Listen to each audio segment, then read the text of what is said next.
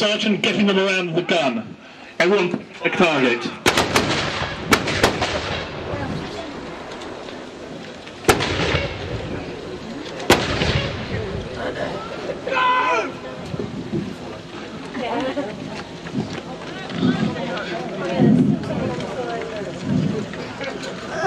Capturing the gun, the first thing they must do is spike it. This is just driving a short iron nail down into the vent hole.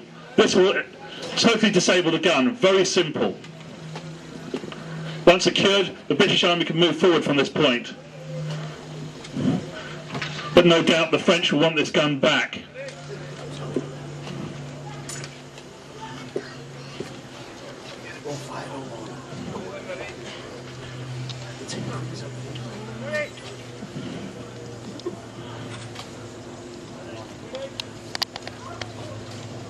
Securing the gun is a job to try and get... The French are making a counter-attack now. Rifles putting into one line.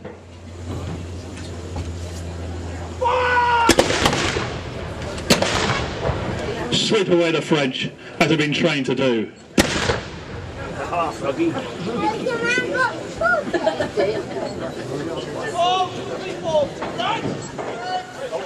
Now the dead arise. And the 90mm rifles come on and show you some of the drill display. Again, this was taught at Shorncliffe down on the south coast. Fast and quick is what made it. Nothing unnecessary is our motto. None of this red coat flapping around, right markers and all that. Straight in. Our job is to get as many guns down the field and shooting as many Frenchmen as possible. Officers first, then sergeants, then drummer boys, men carrying the standards. Destroy the command and control. So when the large columns are advanced towards the redcoats, they will be clueless as what to do and how to deploy.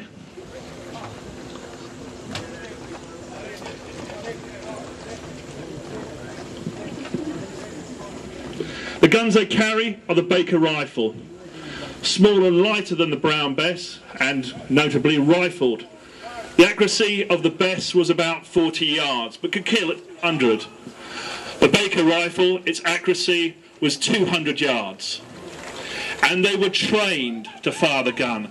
Ezekiel Baker, who invented the rifle, taught them how to pull the trigger, aim it, squeeze, breathe, everything that modern riflemen are taught today. That was taught.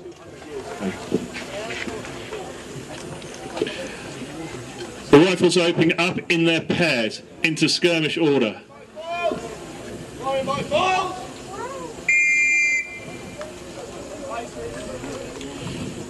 So using just a small amount of men, they cover a very large front, which is ideal when they're deploying in front of the redcoats. Again, the redcoats would move slowly behind them as the rifles push forward. Each partner covering the other as they move forward.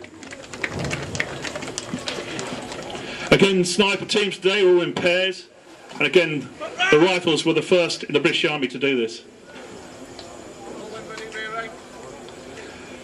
Again, communication between the front rifleman and rear rifle is key. You have to know what he's up to. We do not carry a standard onto the field like other regiments. The only thing that these men can rally to is to their brother rifle. That is all. They were taught to think for themselves. It was the first regiment that was actually taught to read and write. They wanted smart men, intelligent men. Poachers turned gamekeepers, really.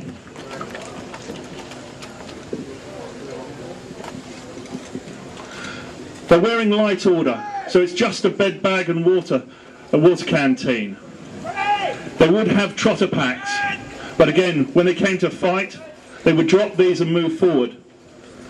Great for fighting in, but not so good but when you had to take the lead, because your food and your comforts were behind you. They gained reputation as hardy fellows, living off the land as much as they could, under the provost's gaze.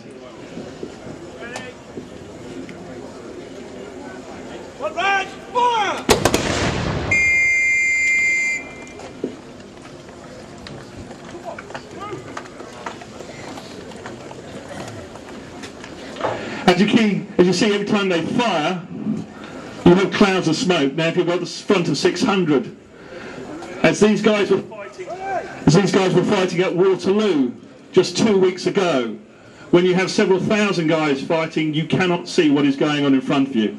You cannot see 50 yards to your right or left to your front. Hence, these guys have to be well trained. We have civilians here, we have some members of the armed forces. Age ranges from 60 to 14, but all of these guys are trained. These guys love wearing the green jacket, they love putting on displays around the country and around Europe. They wear their jackets with pride because they care about the regiment they represent.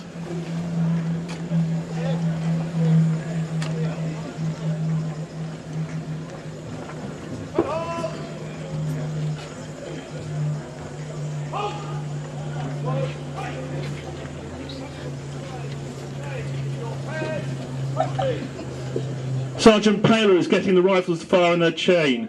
This means it keeps up a constant rate of fire on a fixed position. Again, something that came from Sir John Moore, Stuart, Coop Manningham. But as you can also see, they're flintlocks, and in damp weather, it's very hard to keep them firing. But they do fire.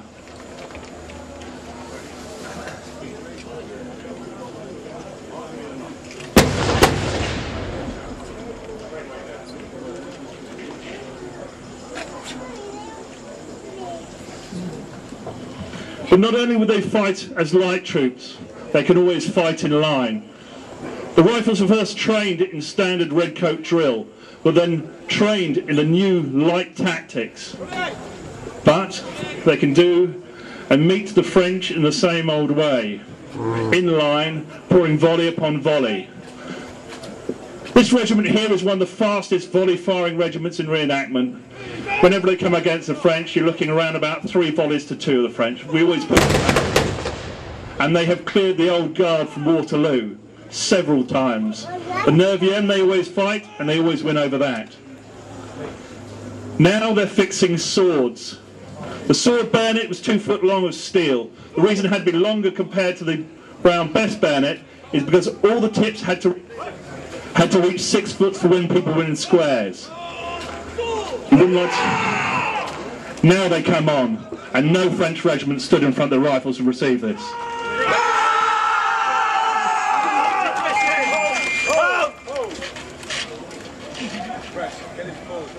Well done, guys. You scared me.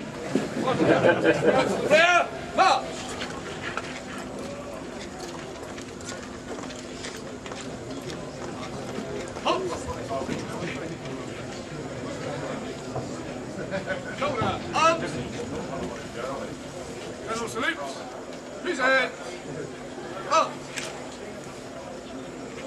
Ladies and gentlemen, I give you the 95th Rifles, the Royal Horse Artillery and the Rifle Brigade. Thank you very much.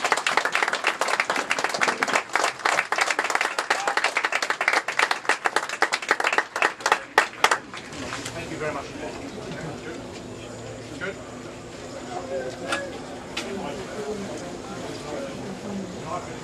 Cool.